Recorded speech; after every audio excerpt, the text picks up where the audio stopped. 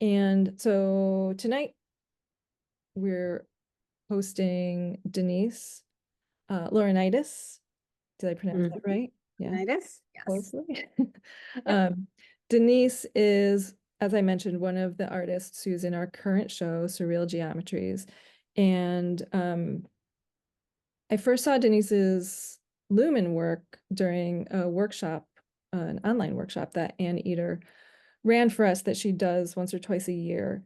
And yeah, Denise's work really struck me. And it's my understanding that it's a bit of a departure from her previous work. So I'm looking forward to seeing what that previous work looks like. And she'll be sharing kind of her journey and what led her up to this point tonight. So on that, I'm going to turn it over to Denise. Great. I'm going to share my screen. 1 second.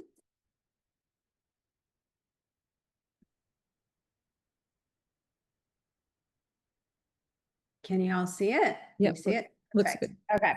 So first, I want to thank Halide for the invitation to the Surreal Geometries exhibit. It was really exciting. And thank you, Dale, again, for reaching out about that.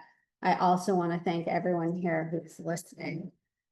Brief intro about me. My name is Denise Laurintaitis. I was born in New York and lived there all my life, but for about 7 months ago when we up and left and moved to Florida.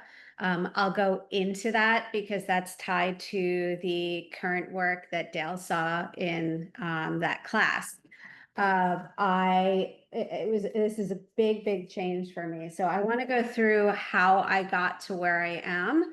And I'll begin, let's see, with my early work. So like most people, you have to start somewhere. And I was living in New York City. So I started with street photography. And my street photography work was mostly about gesture and moment. And those things became important to me. And it was also a way to connect with people in New York City. I mean, living in New York City, it sounds crazy. There are millions of people, but it can get lonely. And so being out on the street, talking with people, and even just watching them and photographing them was a real way to connect. And one of my first projects there was actually a mix of street, and this is generally how I work, which you'll see in some of my projects that I'll share. It's a mix of street, self-portraits, nature, photos of objects. And it was around the period of life that was difficult. And it was the first time where I began to work metaphorically, which is where my lumen work eventually transitioned to. I was really interested in the ephemeral nature of life and very moment driven of the street.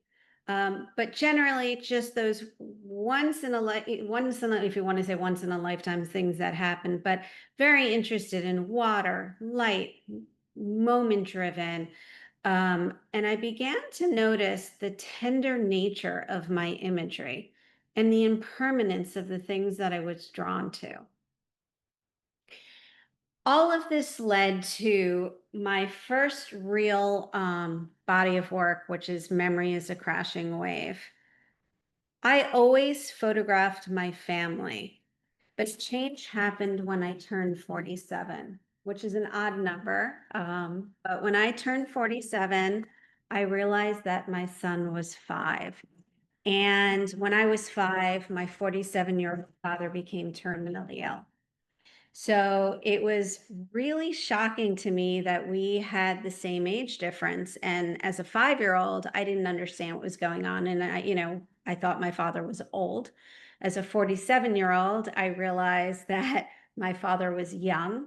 So it was this new almost grieving process for I always focused on those left behind, me, my family members, but the grief for my father and what he missed.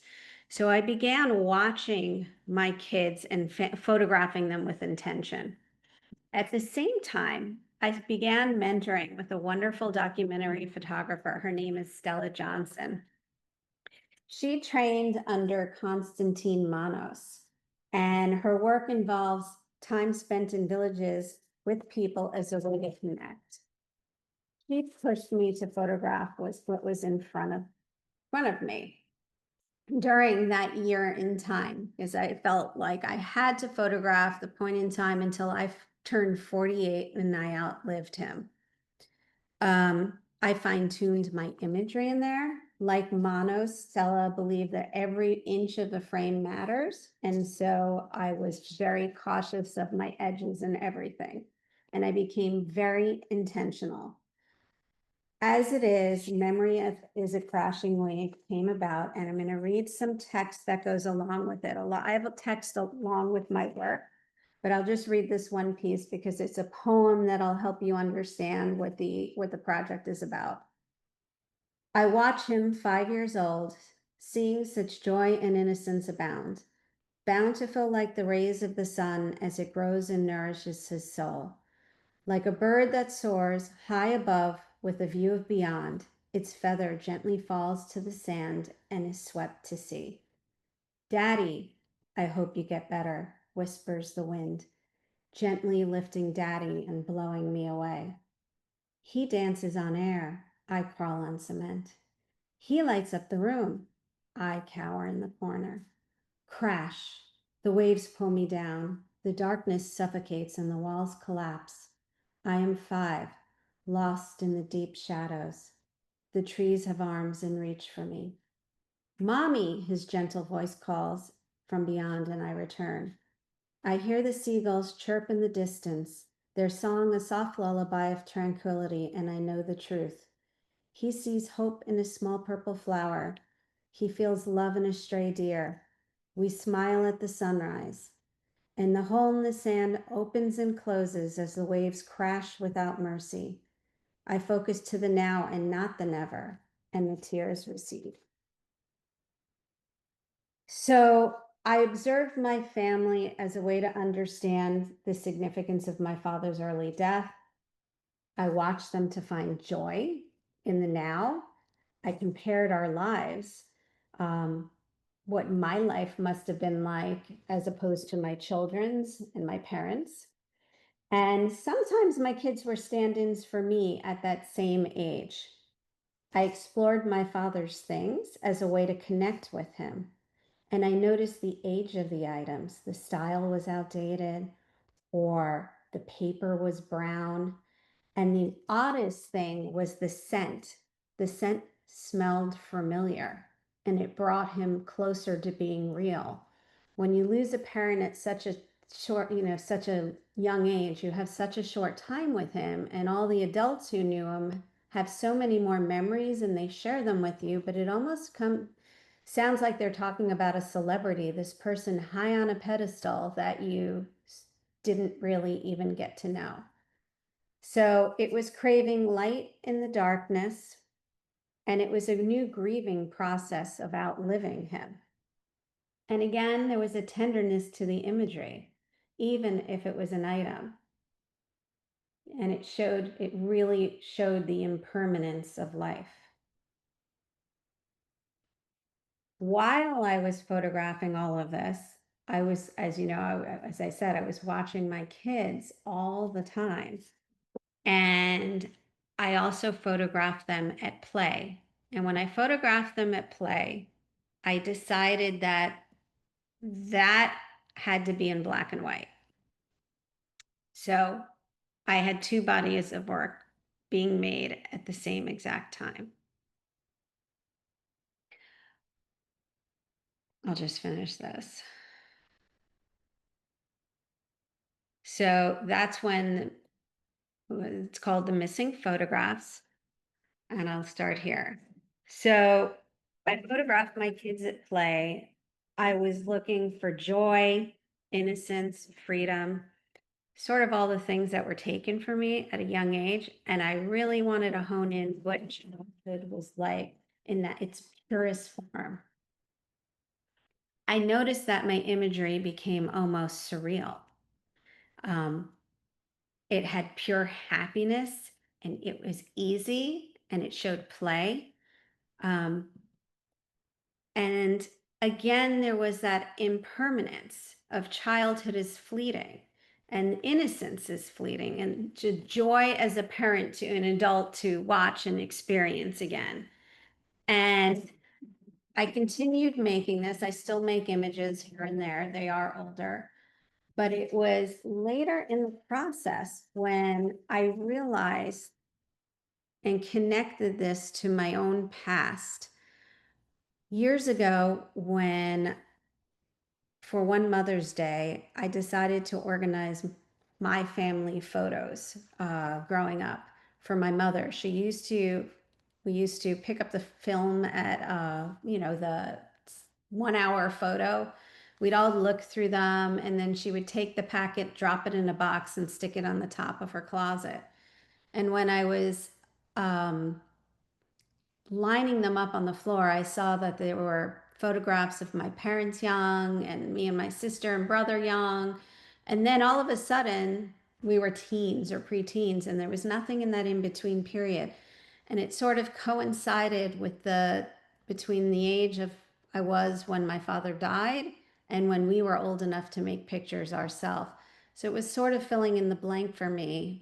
I have blanks in memory, and I was replacing that time period.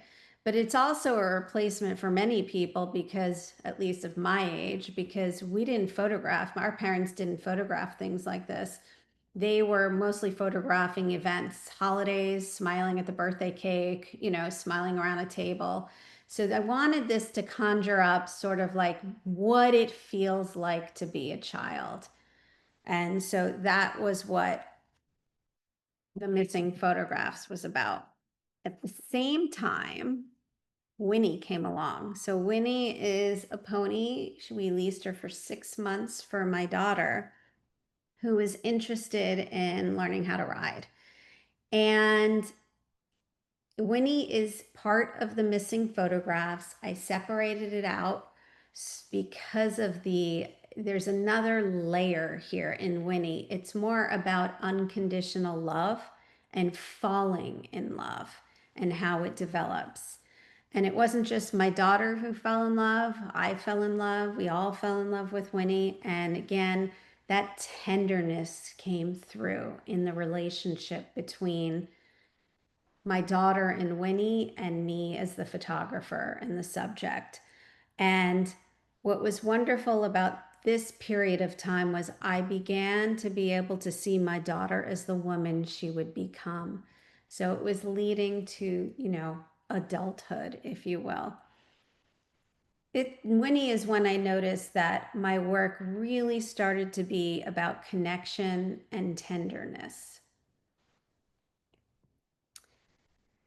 My current work. My current work switches back to color. It's a subset. I like to say that Memory is a Crashing Wave ended when I outlived my father, but I think it's an ongoing body of work, probably for quite a long time. And I separated it out into these subsets, these chapters, if you will. My current lens-based work. What I'm noticing is that my work it's all about a coming of age. It's all the end of something and the beginning of something new, like the ephemeral nature of my early work. And life is not permanent, it's impermanent. We're always changing. There's a grief, nostalgia for what is gone, and appreciation of what is to come. It's about generations, relationships, and identity.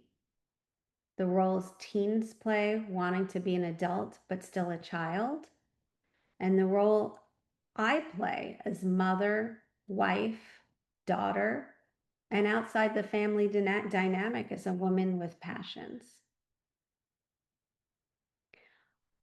All of this work led to my first Lumen project, which sounds crazy, but as I talked through it, you'll see it was actually, there are architects and there are fishermen, we say, in photography. And I want to say in Memory is a Crashing Wave, I was more an architect. I had some ideas of what I wanted, like the items, and I set it up, and I knew exactly where I was going to go for the photographs. Everything else, I've been a fisherman and I make the work. And once you have it all together, and the next Lumen project is a great example of this. I created another way to explore all of the same themes that I've been exploring in my lens-based work. And I was excited to try it in a new process. So I went out and bought 2 types of photographic paper. They were both color paper. And I bought them in several different sizes, but I did not buy anything more than that. I wanted to learn how to work with these 2 types of paper. And I actually know how to, these 2 papers I know the best because I only work with them for about 6 months.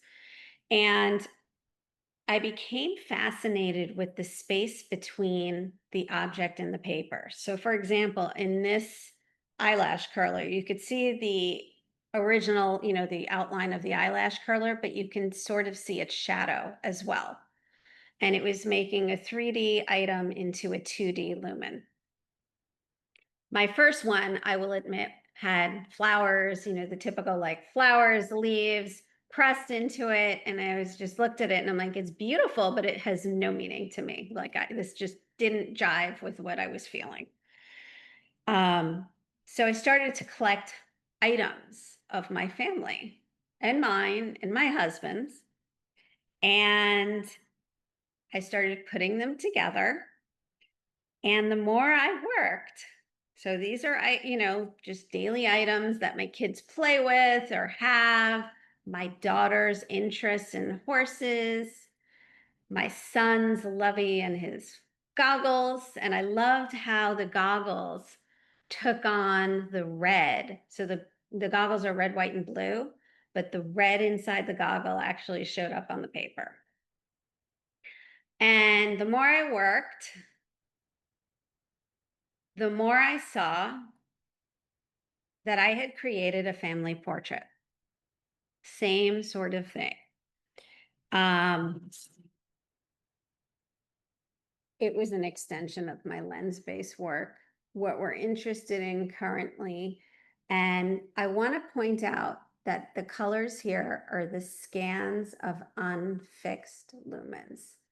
If I were to fix these, the colors would change a bit. The purple and pink would probably get to be just a paler version of it, is what my experience has been with that paper. The blue would turn sort of like, if you've been to the Surreal Geometries exhibit, the feather, which you'll see coming up, is more like that. It turns more like a gray, purpley gray with maybe hints of pink, so it completely changes. But anyway, these are scans of unfixed, and it's important to me because the originals I still have unfixed in a dark box. And part of something that I'm grappling with is that life is ephemeral. We all have, an expiration, if you will. And so one of the things I'm toying with is possibly letting these go and having one exhibit where they're on the wall. You get to see these beautiful colors, and like life, then it's gone, right? This all led to my current lumen work. So I mentioned at the beginning, all of that work was done in New York. I moved on August 23rd, 2024. We were ending our summer at the beach in New York, and my daughter had to go to preseason the next day for school. Her school would take the girls up to a sleepaway school, like a boarding school for a week, where they'd try out for a team and start practicing. And she was dreading it. And we were all just craving we were tired of the city. We were tired of the cement and the noise, and we wanted sunlight.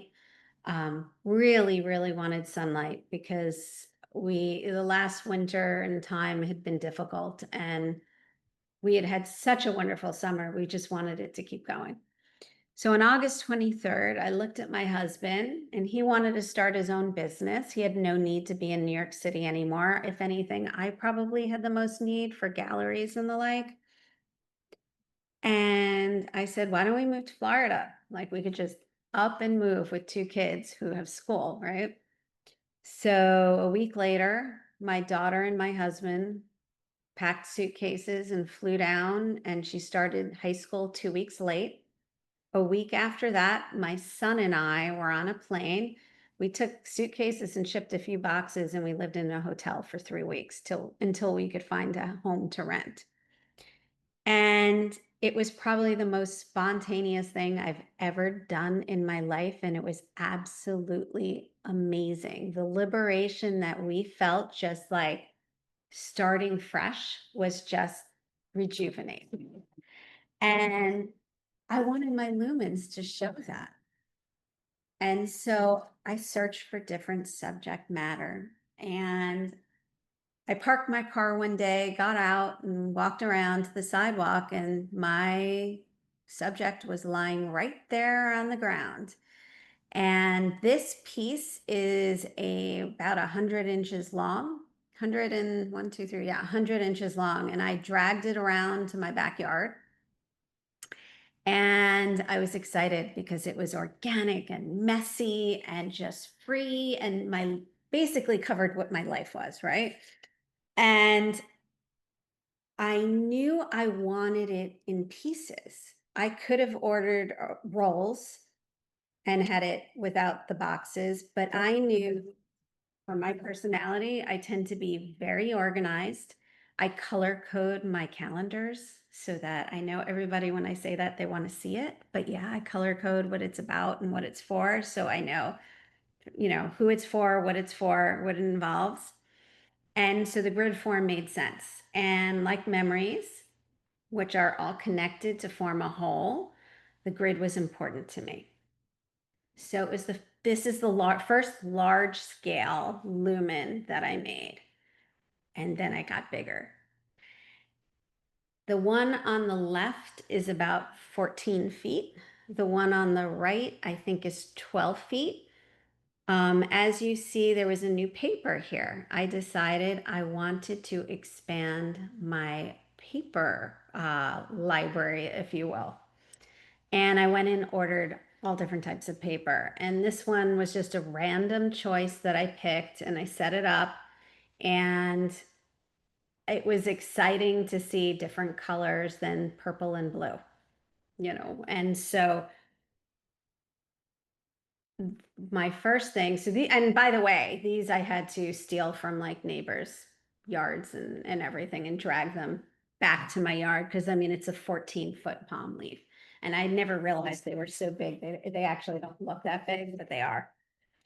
So the first 3 were plant material, all connected, the whole leaf, if you will. The next set, I had about 10 different types of papers, and I lined them up along, I guess, the spine, if you will, of the palm leaf in sets of 3. And they were all aligned, and if I stacked them, they would make part of a palm leaf. And this was the first time also that I experimented with fixing my lumens. And so you'll see these are the same exact lumens left and right, but you can see how the colors shift. So it became more fragile on the right. So they went from full of life and vibrant, everything I was feeling, to more delicate and ephemeral, like life. I want to also point out that I'm going to show you a few more. These are at the Surreal Geometries exhibit, and I would highly recommend seeing them in person if you can, because the photographs do not do them justice. There's a luminosity and a depth in the originals that you just can't capture in a photograph. They just fall flat.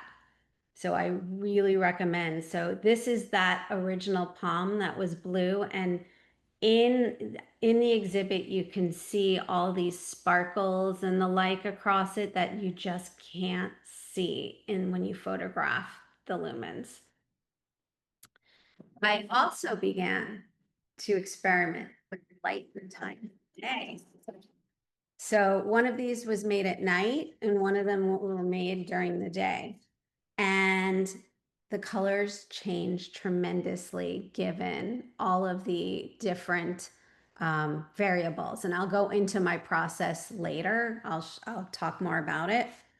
Um, for this,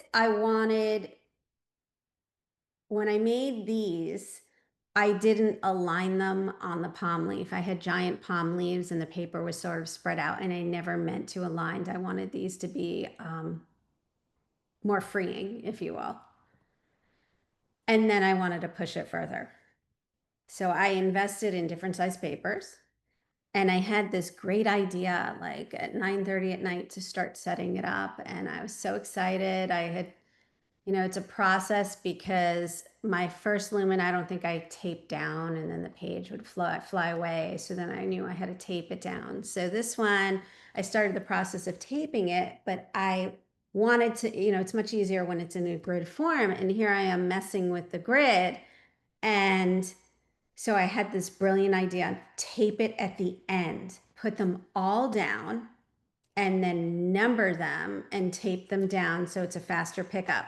So I had about, and when I put them down, I put them down by paper type, not in a row, so that I generally know like the purple, like the pink and blue paper. I know they're going to turn pink and blue. So I'll lay those down and separate them out so they're not all next to each other. And so that's how I was working, filling in the blanks as I go. And the wind came and blew them all up, and then like they all messed up. And so it was sort of working, and I'm working in the dark, spreading them out, making sure they're not on top of each other, trying to put glass down on it before more moved, and taping them. And I was done at about 12:30 at night. Put the leaf on, and this is what happened. So what it taught me is there's a level of chance. I have to look at mistakes as happy accidents. And there's a level of surprise in all of these. I don't know what I have because I have to pick it up so quickly and put it in a dark box that I can't just, I don't just take the leaf off and start picking them up because they're all taped down and it takes time to get the tape off the back. I actually have to pull one page out, take the tape off, hide it. Another page, like one by one. So until I photograph them and scan them and then put them in Photoshop, I have no idea what I have until the end. And so there's a level of surprise, and I kind of love it. And that's my process. It kind of feels just as wonderful as being spontaneous and up and leaving and starting fresh. We can only control so much in our lives. So there's a level of letting go, and it's just very liberating. So my process. So this is the one that I lined 3 up, and it's the same set of papers. It just shows the setup is on the left, and on the right is in the morning. So you can see how the papers changed. So I just wanted to give you a little bit of my process. Papers. I have a dozen papers. I think 2 of them are color, the rest are black and white silver gelatin paper. Each of the silver gelatin papers turns a different color, as you can see here on the right. So many things control that. Now, you can learn all of them. You can do this in a dark room, and you can control every variable, how much light, how long you shine it, and it can be controlled, and you'll know what each paper like what color each paper turns. My process is a little different. My process is allowing this element of chance and letting go. So things that control color, the type of light. Is it moonlight? Is it morning light? Is it afternoon light? How high is the UV? Is it cloudy? Humidity level. Surprisingly, these were made where it wasn't a very humid time.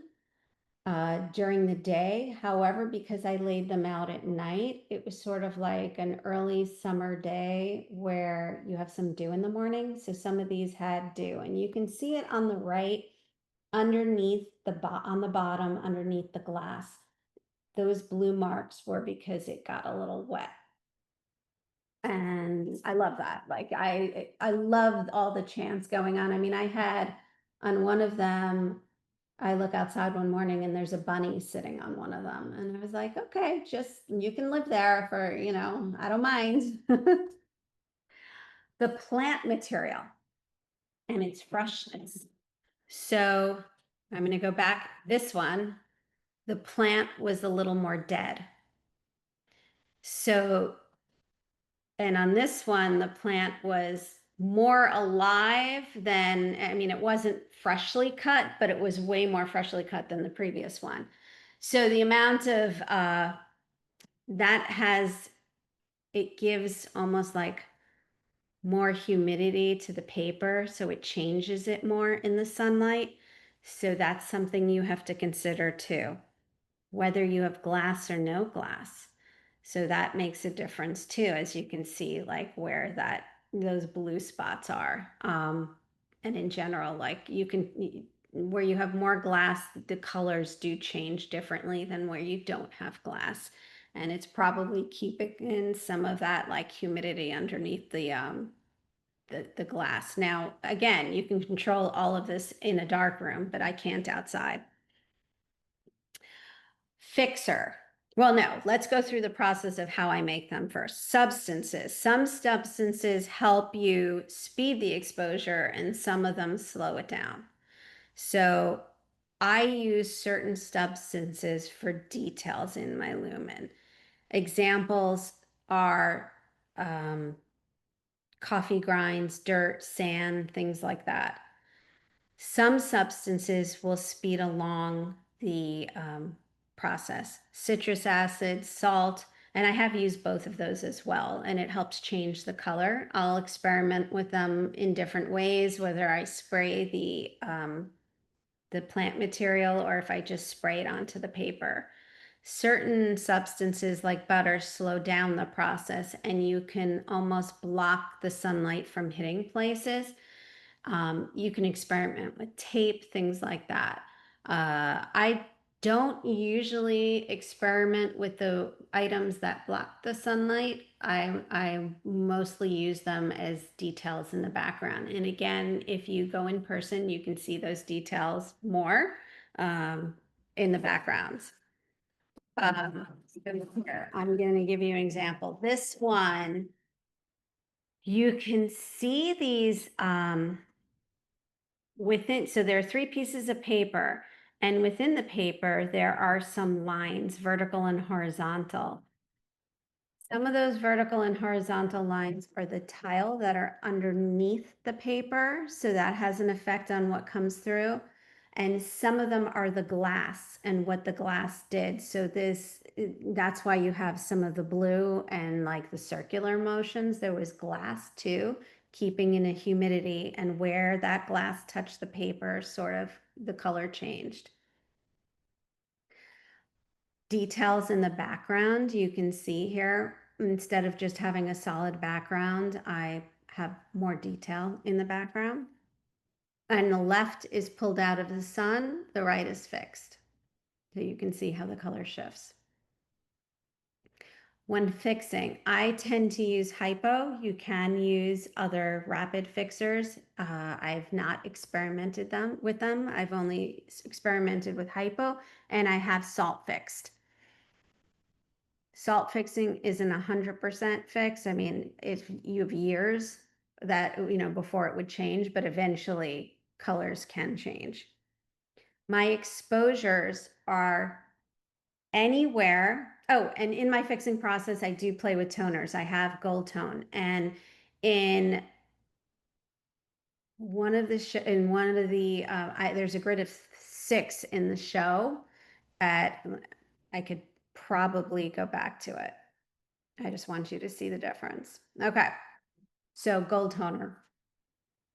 The top 2 on the right, the middle and right, are the same papers. One is gold toned, one is not. So it shows you the difference in color that can happen with toners. I'll go back. Sorry. Okay. Exposures. My exposures are anywhere from an hour, even 45 minutes, to 2 days, to maybe even 3 days.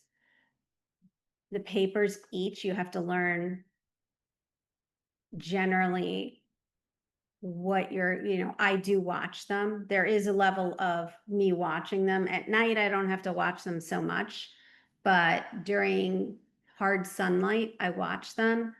As I mentioned, I worked with those 2-color papers, and a good example of that is in New York, the exposure on the pink paper was 45 minutes to an hour and 10 minutes to get the colors I wanted. The blue paper could be over a day if I really wanted that deep, deep blue turquoise subject. And again, same here in Florida. You have to watch it. I had the pink paper out and it did burn through when the sunlight, I forgot that it was out and the sunlight burned it white. So you do have to watch it, but different exposures depending on bright light, cloudy, all of that. There are errors when I make it, right? The wind blew my papers upside down and backwards, and I had to sort of sort it. And one thing about the black and white paper, what's really interesting, so the color paper, when I pull it out, one's pink, one's blue, so I can tell which one's which. A lot of the black and white papers are yellow. So when the wind mixed them up, I had no idea. I mean, you can tell generally if it's a fiber paper or not, but beyond that, I had no idea which was which. So it really is just working with what you have. This one was a happy accident. So there are errors in them, and I have to decide if I fix them, work around them, work with them, or accept them. And for example, that previous one I accepted. I love it. I love that the color it got, and it taught me something new about the picture piece of paper. This is whole set. So at Surreal Geometries, they have a grid of 6. This is the entire grid.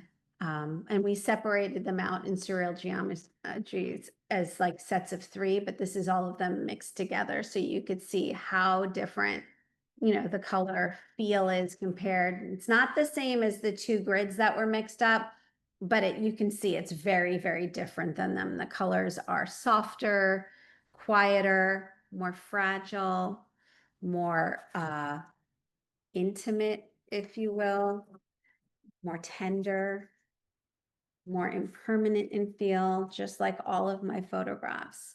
And so I want to say thank you so much for this opportunity. And if you have any questions, I'm going to stop my share and I'd feel happy to answer any questions that there might be. Thank you, Denise. I do love the way you connected the 2 kind of styles of work that you've done broadly and like conceptually connecting them together. It's so interesting to see like the different bodies of work that are so vastly different in appearance, but being connected like that. Thank you. Yeah, it was really eye-opening. I think the first one with the items, because I thought I was just like, in a way, it was almost like I was taking pictures of a crime scene, like item at first. And then when I put them all together, I was like, oh, this is meaningful. So thank you. Yeah, I like the way you had those arranged too. It was like paralleled in your newer work with the grids that aren't exactly like perfectly gridded with the different size papers, how that like structure works together. Like it's a communication between like the original Lumen project and what you're working on now too. I like that. Yeah. And I'm planning to do more. Like I do want to mess with the grid more, mess with more sizes. Also considering how to present them, like how to connect them and and how to exhibit them. So that's a work in process.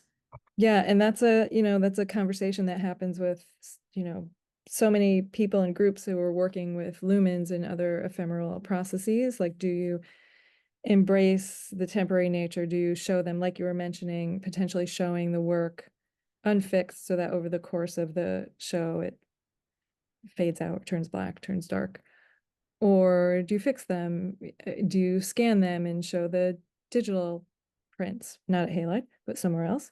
Like there's so I many. mean, one of the things also you could I'm toying with is not with those, but um, having a scan and not a halide and the original next to it, and the person not knowing which is which Mm, till further along in the exhibit, you would have to keep going back and seeing, and eventually one would be gone.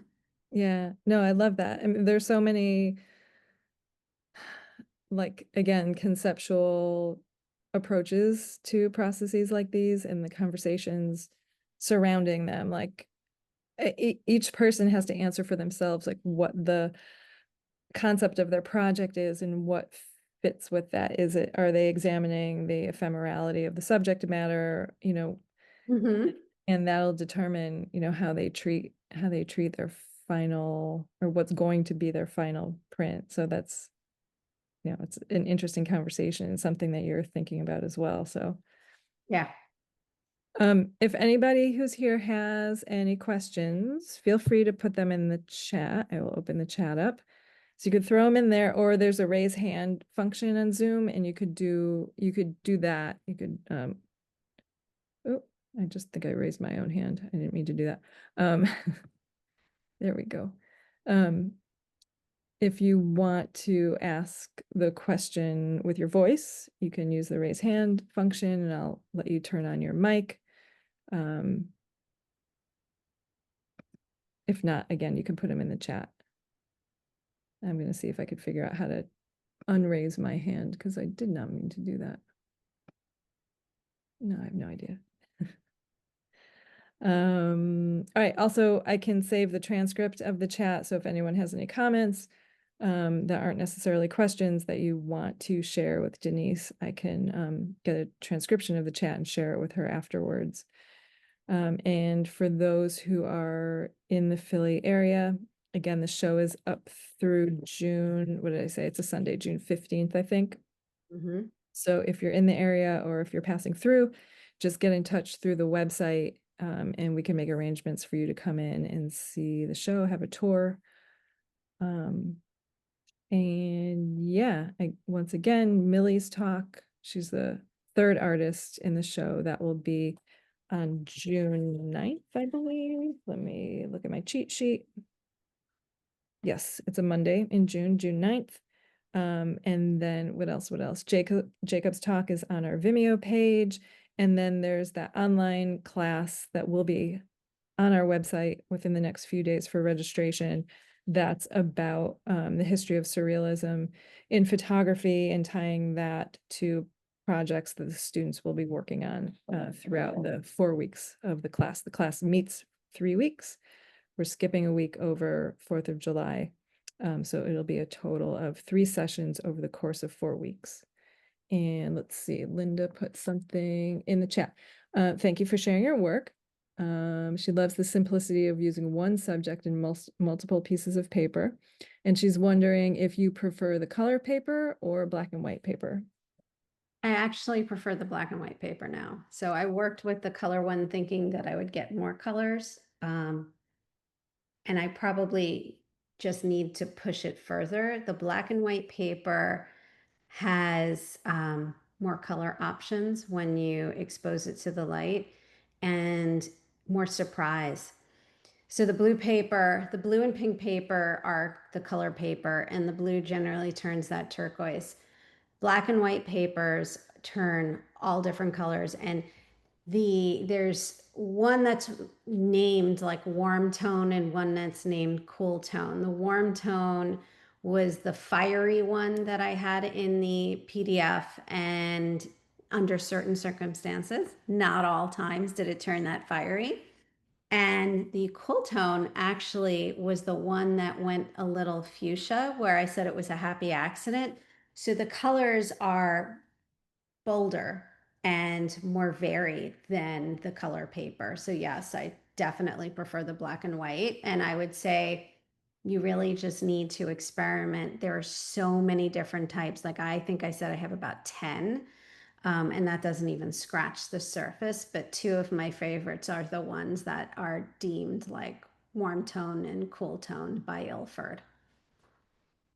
When you fix your color images, are you using black and white fixer that you're or using color? I fixed them different ways. I've used black and white fixer and I have salt fixed. Okay. So, and they stay pretty, like I haven't had anything change. So, sort of, and in fact, the pink one, I was actually really happy with the pink paper when I fixed it. It just became a softer pink, so it retained the color because pink generally is harder to make with the black and white paper, that like baby pink. So for if you want a lot of, like a solid pink one, that's the way to go with that color paper. But again, the type of light matters because in certain light, that background color on the pink turns deep purple. And then it can even go to like a gray, like a purpley gray. So it doesn't stay pure pink. It just depends on the sunlight.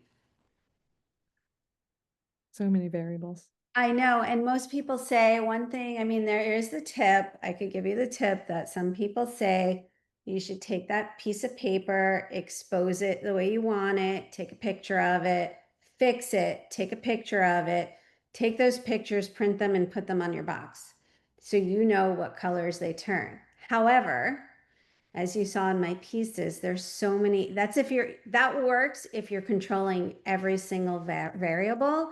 If you're not controlling the variables like me, it doesn't fully work because, for example, that warm tone paper, I got that fiery like red and orange in particular light and under circumstances. I didn't get it every time that I use the paper, and it does, it changes dramatically.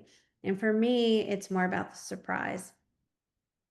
So are you a note taker? Do you take like note? So I take notes in my phone. So I'll take a picture of it and I would line up the papers in the order. Like originally I was starting to put them like when I stacked the photographs in that behind the scenes, I took a picture of the boxes of paper in that order so I could see what colors each of them came.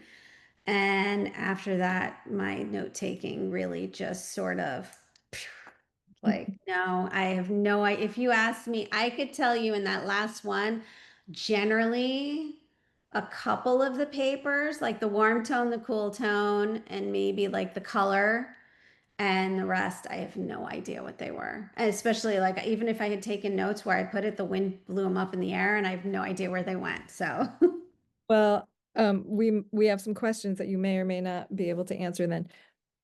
Linda has a follow-up question. If do you know the name of the color papers that you were using? it was the Fuji Crystal Archive is the blue one.